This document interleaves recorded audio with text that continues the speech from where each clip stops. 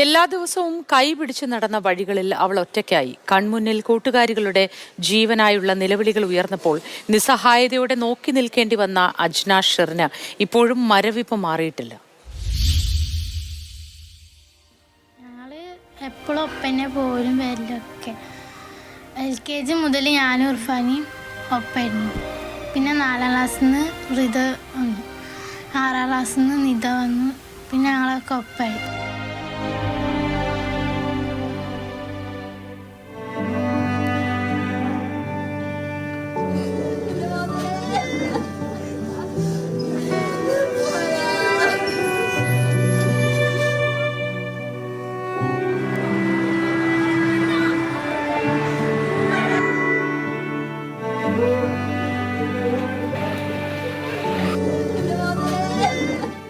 ഇനി അജ്നയുടെ കൈകോർത്ത് പിടിക്കാൻ അവരുണ്ടാകില്ല.